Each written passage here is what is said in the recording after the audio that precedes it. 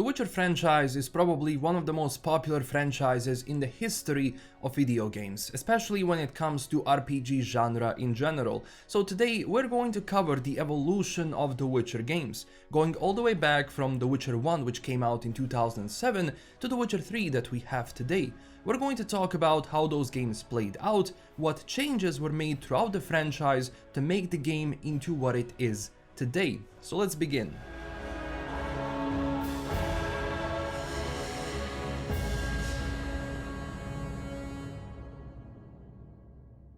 If we're going to talk about The Witcher, we first have to talk about CD Projekt, because in the past, CD Projekt was not developing video games. They were mostly a distributor for the Polish, video game scenes. They were actually, I believe, adapting the games when it comes to translations, and they were just pushing them onto the Polish market. Now keep in mind, after some time, they have decided to start developing games, but there was one problem. They didn't know how to develop video games. So throughout this process of developing The Witcher 1, they were actually learning how to make a video game in general. Now the first engine they used for The Witcher 1 was BioWare's Aurora engine. Keep in mind, for that time, Aurora engine was pretty good because it could offer many things within the game that were very interesting. For example, real-time combat, 24-hour day cycle, and everything else which made The Witcher 1 atmospheric and into what it actually became. And because they were not using Red Engine, obviously, Aurora was, causing some issues, so they had to properly modify the engine itself so it could work in the Witcher environment. And The Witcher 1 was very different from the Witcher games that we have today, because the entire game was separated into chapters, and not just that, but into different zones. You didn't have an open world like you have today. But keep in mind, every single one of those zones was actually pretty big for the time it came out, where throughout the map you had many other side activities you could do, and at the same time fight various monsters which appeared during different times of the day, on the road, or everything else. So basically you didn't feel any sort of constraint when you were going from one area into another, because it was done so seamlessly, and the actual locations they used were big enough so it doesn't give you that claustrophobic feeling. And at the same time, a lot of people, including me, still think that The Witcher 1, when it comes to the color palette, when it comes to the overall atmosphere and immersion, is the closest thing you can get to The Witcher books atmosphere. Combat was also different in The Witcher 1 from the combat you have in The Witcher 3, where basically it's real time and you can just wield the blade how you want. In The Witcher 1 it was different, because it was basically consisting of pressing the button at the right time. So there is going to be a certain hidden timer that you have to pinpoint when Geralt attacks in order to get a full attack. And if you basically hit the click many times, you're going to actually do a full combo and you're going to do most amount of damage. And it was very interesting for that time to actually have two swords on the back, where you were using different swords for different, enemies. For example, as it was steel sword for humans and silver sword for monsters and all of the other magical creatures. For that time, that was actually really cool to see, because I don't remember having games like that, and especially because it came out from the Witcher books where all of that was described. It was actually transported into the first Witcher game, and it was done really well because it portrayed Geralt as he was from the books, and people got glued to that. Keep in mind that The Witcher 1 combat was also different because you had different styles for various enemy types. For example, you had a group style if you were fighting groups of enemies, where your steel or silver Witcher sword was able to deal damage to multiple targets. At the same time, you had strong and fast style for either heavy or light enemies that you had to switch up during the fight itself. Because keep in mind, the writing capabilities of CD Projekt, and when it comes to quests and twists and turns that we got used to in their games, were very much present in The Witcher 1, where throughout playing the game you were just conflicted with many options of how you're going to approach something, how the quest is going to be done, and who is actually the main villain behind all of it. So it was actually really fun to play through it. alchemy and magic were also done in a different way, especially when it comes to signs. But some of the signs you actually do see in The Witcher 1 kind of maintained throughout, the games themselves. They were just changed in the form how you use them, but everything else you got used to. For example, the signs that Geralt actually has, which were described in the books, were very much present in The Witcher 1, and it was actually very useful for combat itself. But as combat was, it was a big problem for people, because clicky combat can be confusing for someone, and especially because you're trying to mimic real-time combat with clicky combat. It wasn't working all that well, and that's why a lot of people today simply do not want to play The Witcher 1 all that much, because they cannot use the combat. But if you go past that, and if you just go and look at the adventure itself and the story, you won't be disappointed, because the amount of just different locations they used and how they played with them for that time, including the shaders, including the light in those scenes, was done really well. Also, Witcher 1 had amazing tavern moments, because there you were actually able to do various fistfights for money, and at the same time, during The Witcher 1 you didn't have Gwent, and basically what you did play was dice poker in taverns, and you were betting against different people, and you had quests to obviously play against different people throughout different zones.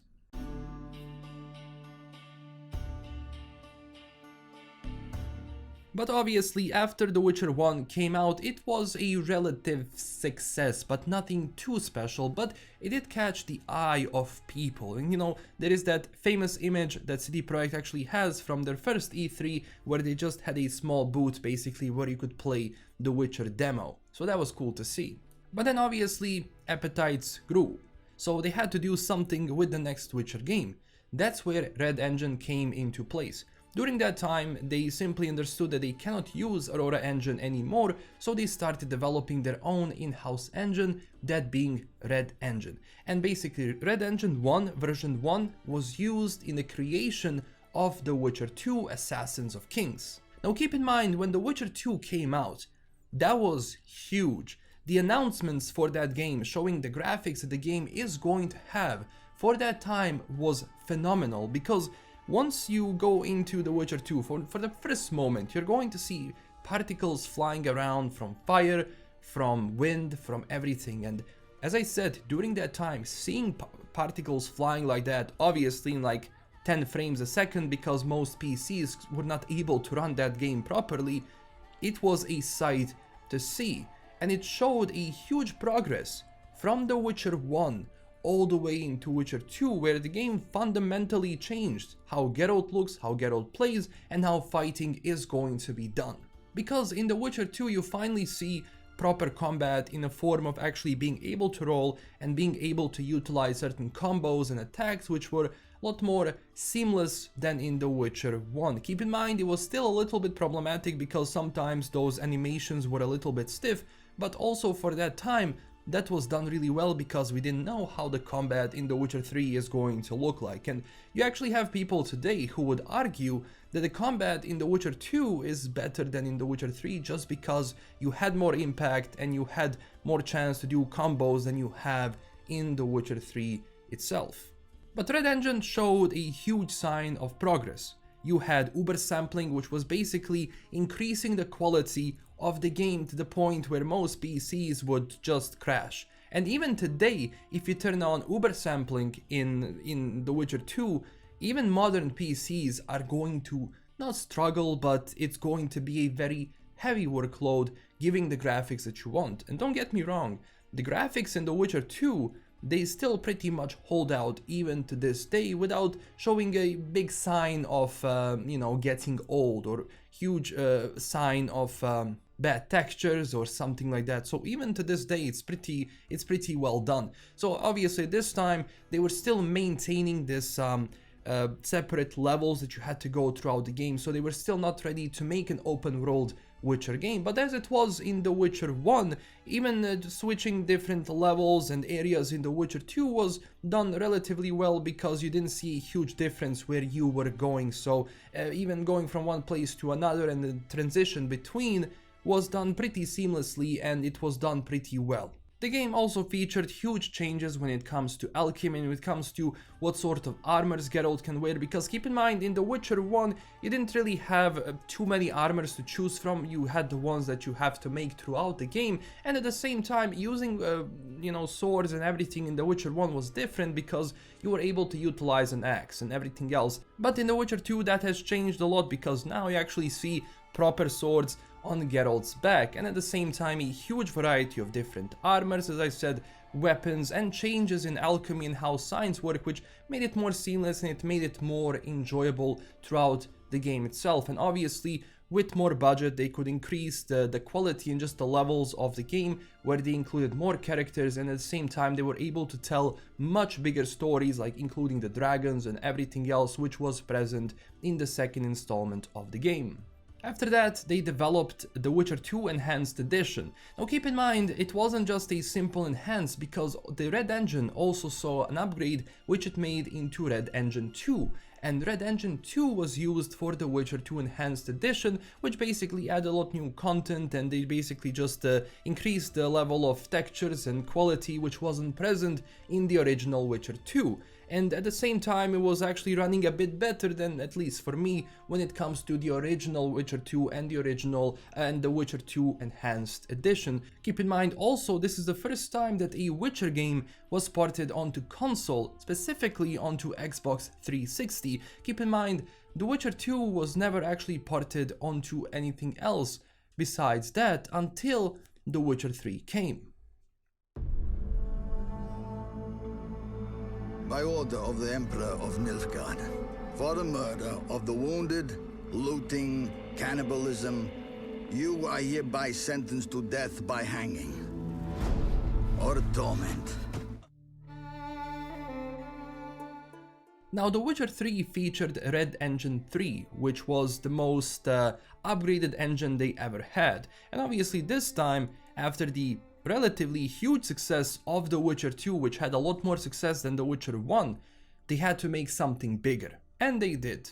And this was the first time that they offered you a huge open world without having to go through different levels. Obviously in The Witcher 3 different levels can be considered, like for example Skellige or Kaer Morhen or White Orchard or whatever, but at the same time each one of those zones was huge, the point where you actually for the first time got an open world Witcher game. And also this time you were able to get a horse, Roach. So for the first time you were properly on Geralt's path, and at the same time the formula and how the game was played changed a little bit, because now things can become more grand. You can tell more stories onto different parts of the map, which is not necessarily going to have a lot of backtracking that other, two Witcher games had, because you had to go back into another zone, then go there, and then go back to the same zone, and so on. So in The Witcher 3 that was fixed a lot, because now you have an open world that you can explore freely. And also at the same time combat also saw a little bit more polishing, which made the combat a lot more fluid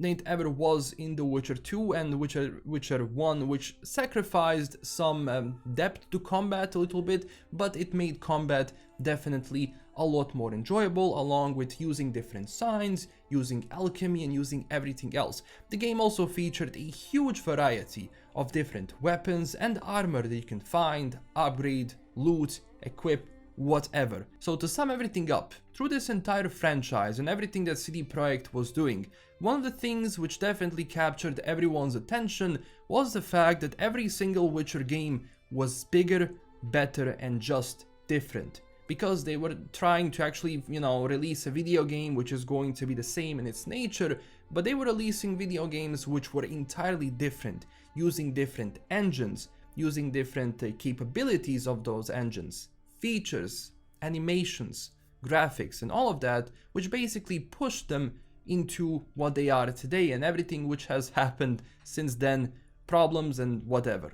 And especially because they were just learning how to make a video game when they were developing The Witcher 1, they actually did a very nice job. What I say to this day that The Witcher 1 definitely needs a proper remake, because the story is simply amazing, and because of the combat and because that the game is relatively old, a lot of people don't want to get into it, which I definitely recommend everyone to do it, because you don't want to miss this adventure and basically where everything started for Geralt of Rivia in this trilogy. And this is pretty much everything for today. Thank you so much for watching. I hope I actually brought you some of the history of the Witcher games along with everything which was happening throughout the franchise itself. Now obviously the next Witcher game is going to be done in Unreal Engine 5. So Red Engine that we knew and that we know from the Witcher 2 days is now pretty much gone.